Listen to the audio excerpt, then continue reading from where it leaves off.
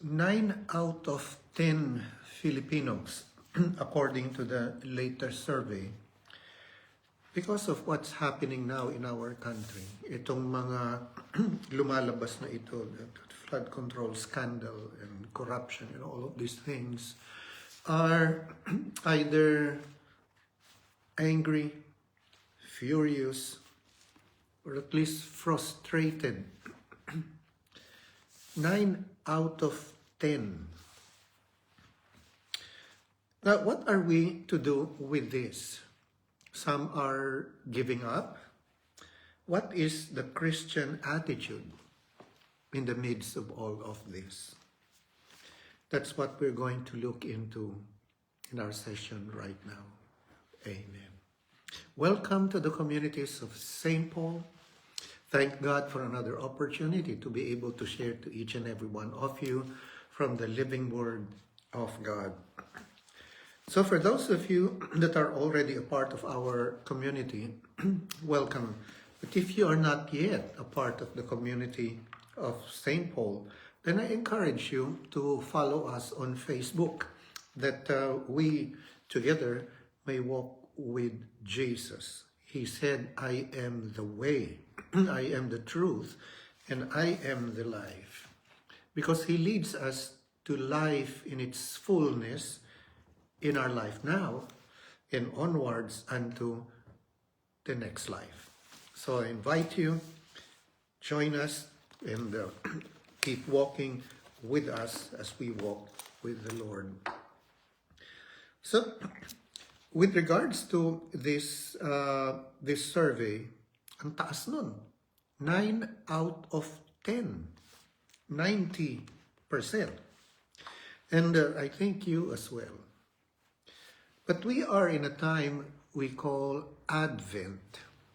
Advent means in Christian parlance, in a Christian context, it means the arrival of the coming of something important.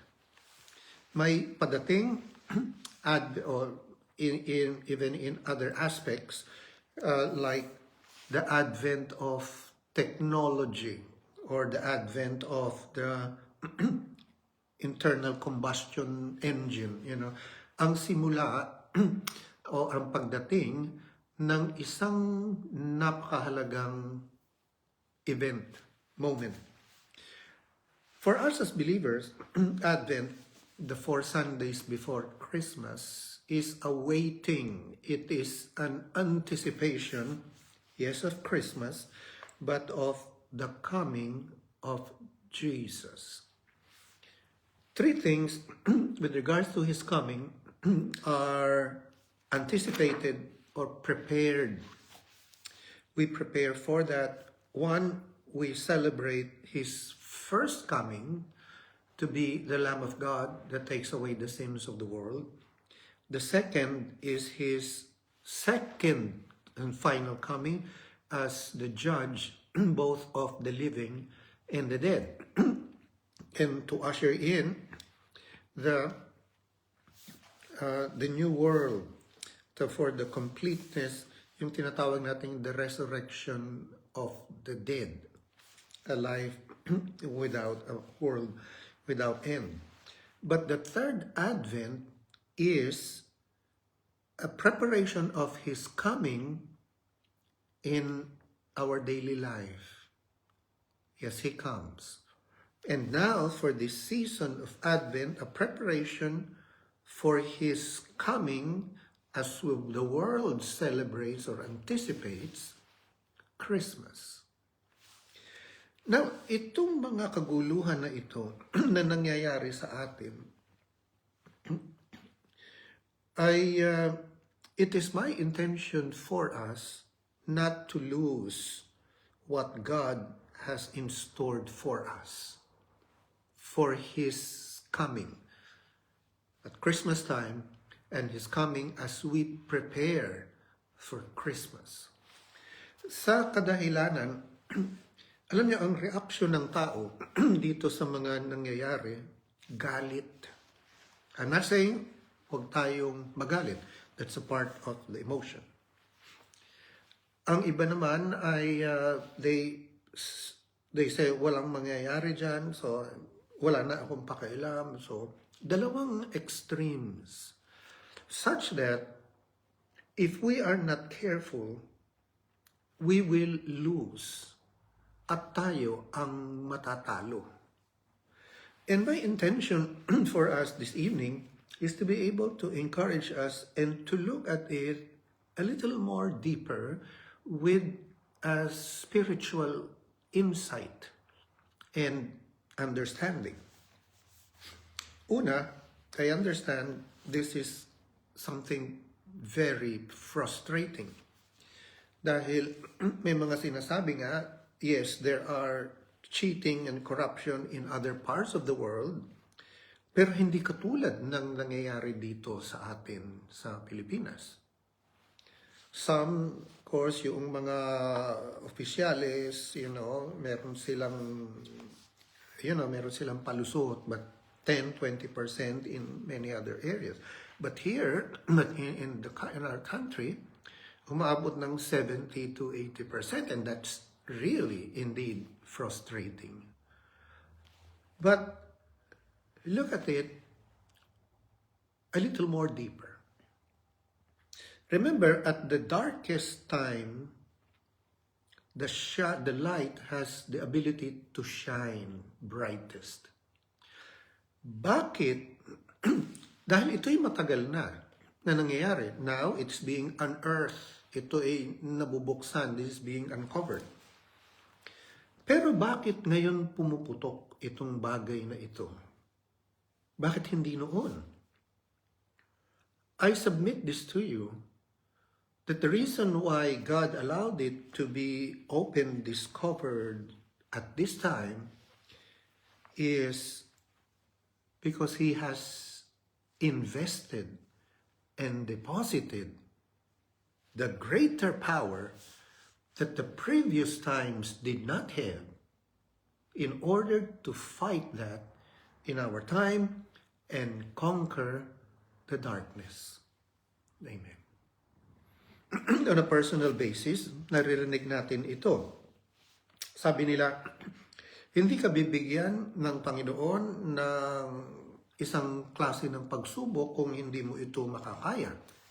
And whenever we pray the Lord's Prayer, lead us not into temptation, deliver us from evil, it is saying, Lord, lead me not into the things that I cannot handle or too big for me. Actually, that's what it means.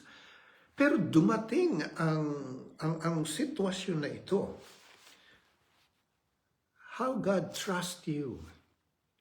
How big is God's trust to me, to us, to His people?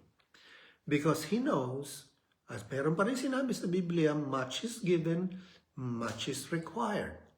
So the bigger the enemy, the bigger God's strength and ability is and has been given to His people. Amen. And that's you, and that's me. When we look at it in this way, all of a sudden, these things begin our outlook begin to change. Because there is already so much polarization, there is so much discouragement, there is so much division, there is so much hate. And whenever these extremes, are experienced, pag tayo'y galit, hindi tayo makapagdasal.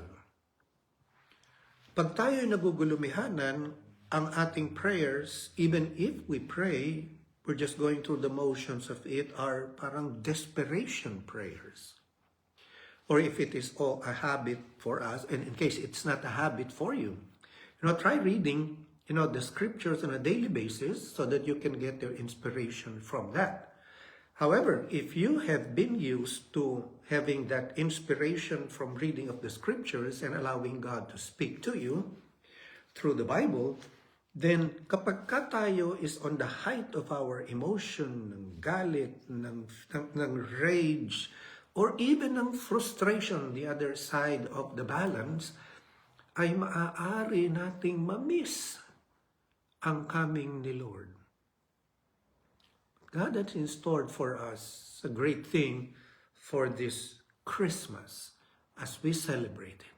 And these things that are happening around us, I pray that we will be able to put on the mind of Christ to confront these things. In the past, I've already shared to you that it is the duty of the believer to pray for government officials. Partido man yan o hindi. That's in 1 Timothy chapter 2, verse 1 until verse 4. So that we may live a quiet and tranquil and peaceful life. But, that's not our topic for today. Yes, we need to pray for that. Yes, we need to have our voices be heard, the frustration in a godly way. But there is a greater way by being ready in this Advent for His coming, so that as we receive the breaking in of the coming of the Lord revealed once more in our lives and in our hearts, we are able now to confront in a more powerful way the darkness that is trying, to create havoc and confusion and discouragement to us. Because when we allow these emotions, to get the better of us, then the enemy is able to steal the faith. The enemy is able to steal the joy. And when that happens, we are not in a position in order to receive what God has in store for us. Lalong-lalo na ngayon, it's Advent. It is a time of preparation, anticipation for what is to come. The gospel reading last Sunday, St. John the Baptist was saying, "Prepare the way of the Lord, make His paths straight." Meaning maghanda ka because the Lord is coming. And remember in John 10:10, sabi niya, "I have come that you may have life, and you may have it abundantly." So the abundance that the Lord has brought for His people, whenever our emotions are out of control because of these things that are happening, then there's a big tendency for us to lose and to miss this great thing that the Lord has in store for us. So let us refocus where the focus should be. And besides, God says He will bless His people regardless kung sino nakaupo. Amen. In the US, ang sabi nga doon, whether it's a Republican president, it's a Democratic Congress, then God will bless me. Yun yung faith noong mga Kristiyano. Now for us here, for us in the Philippines, maski si Marcos ang nakaupo, God can bless you. In case it is not your party, maski na Duterte ang nakaupo, then God's blessing is for you. Now, even if iba ang nakaupo, your blessing is not dependent on who is there and who is not. Amen. Amen. So I want us to realize this, that we may be careful and ask the help of the Holy Spirit always in order for us to put on Christ and the mind of Christ, the attitude of Christ in the midst of all of that. In that way, we become an effective believer, and we are able to respond well, not under the circumstance, but above the circumstance, and that can bring more an effect in the situations of life. Amen. I will read to you from Isaiah chapter 9. Verse 6, "For unto us a child is born." See, that's talking about Christmas. "Unto us a son is given." A child is born, a son is given, the mature son, the powerful Son of God. And look at this, and the government will be upon his shoulder, and his name will be called Wonderful, Counselor, Mighty God, Everlasting Father, Prince of Peace, and the increase of his government and peace, there will be no end. Look at that. The government, pag-govern of the whole world is in the Son. And his government will continue to increase and to bring peace on an increasing basis to the believer. So kahit sino nakaupo, it doesn't say that if your party is ruling. It doesn't say that. It doesn't say if you're Republican. It doesn't say if you're Democrat. It doesn't say if you're PDP. It doesn't say that you belong to this party. Then the increase of the government and peace shall be upon you. It doesn't say that. So here, and then let's continue on. Upon the throne of David and over his kingdom, to order it and establish it with judgment and justice from the time forward, even forever. The zeal of the Lord of hosts will perform this. The zeal of the Lord of hosts will perform this. Ang kanyang gana, enthusiasm, in order to bless his people is going to cause this, that this may come to pass. So regardless of what happens, in the world today, even here in Europe, people are crying out that they are saying there's a crisis.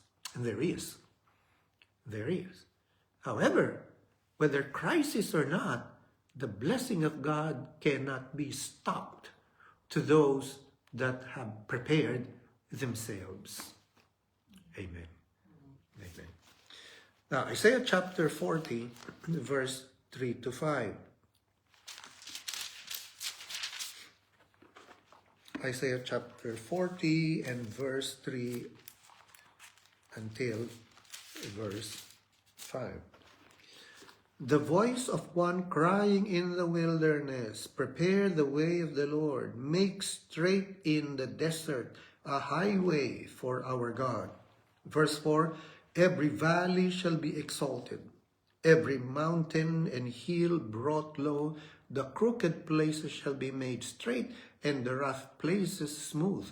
The glory of the Lord shall be revealed, and all flesh shall see it together, for the mouth of the Lord has spoken. Nagsalita na ang Panginoon. Anong sabi dito? Verse 5, every valley shall be exalted, meaning every need shall be filled up. Amen. Lately, may usapan in the news, kakasya ba yung 500 pesos sa Noche Buena? Here comes now people, they're fighting on this, kakasya ba o hindi? Sabi ng iba pwede, sabi ng iba hindi. Sabi ng iba pang exchange gift lang. It doesn't matter. Because every need shall be filled. Every valley shall be filled. And it says there, every mountain and hill brought low. So, ibig sabihin, yung mga palalo, mga naghaharing uri, tumataas kaysa sa Panginoon, bababa ito. Amen. The crooked places shall be made straight. Yung mga likong daan, maski na sa buhay natin, God will straighten that out. Many times, the things self-inflicted, ang mga ginagawa natin, they are hindering, for God coming and breaking through in us. That will be made straight if and when we make ourselves ready and anticipate His coming. And the rough places smooth. So even the rough edges, shall be smoothened. And the glory of the Lord shall be revealed. The fragrance of the Lord, the aroma of the Lord shall be experienced by you, by your family, and wherever the Lord takes you. Amen. Amen. John chapter 1 and verse 4. John chapter 1 and verse 4. In him was life, and the life was the light of men, and the light shines in the darkness, and the darkness did not comprehend it. Ang sabi ng comprehend it, ibig sabihin hindi tinalo ng kadiliman ang ilaw na nasa Panginoon. At ang ilaw na yan ay nasa sa bawat bautisadong Kristiyanong mananampalataya. The light of God in you cannot be quenched if you don't allow it by anything that happens around you. Your side and at your right hand, it shall not be able to quench the things of God in you if you don't allow it. Amen. Amen. Romans chapter 13 and verse 11, 12. And do this, knowing the time, that now it is high time to awake out of sleep. Ayun. Panahon na para tayo ay magising mula sa pagkakahimlay. Meaning, from defeat to rising up in victory. For now, our salvation is nearer than when we first believed. The night is far spent. The work of darkness is destroyed already.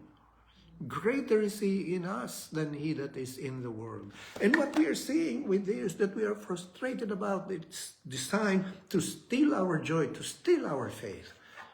Let's not allow it.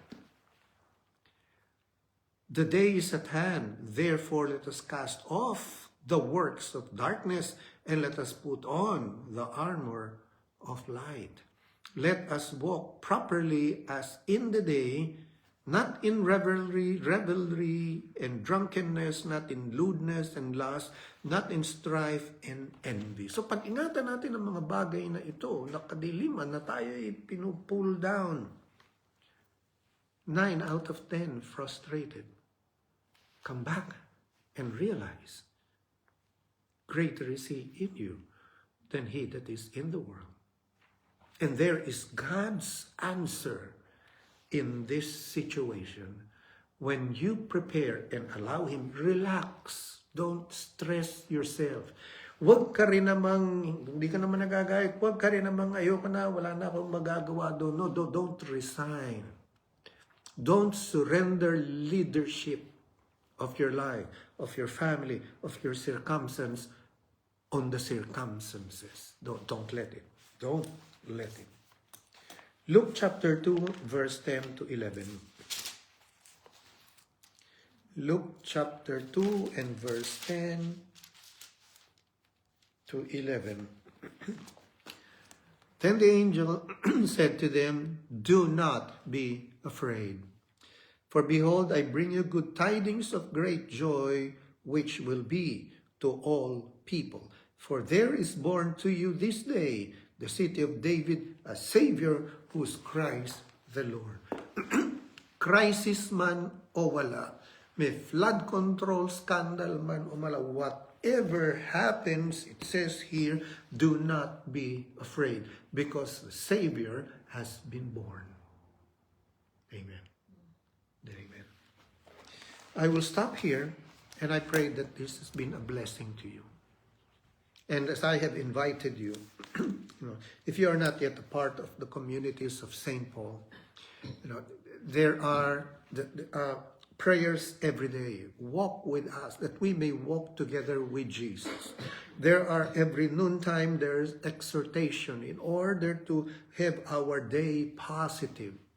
Weekly, Wednesdays, we have an online Bible study. We share on the Word of God.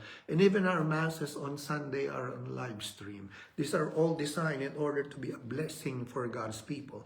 And also share this to your friends so that we all can walk together. And when there will be more and more of us, then there will be less and less of darkness. And we shall win. Amen. Christmas is coming. We are in Advent. Let us not lose what God has in store for us like never before. A Christmas gift you did not expect, God has prepared. So prepare yourself for it. Refocus. Set aside the frustration, set aside the anger, set aside the high emotions that can steal your faith, that can steal your joy. Because greater is the Lord, and may we continuously walk with Jesus. Amen. Amen.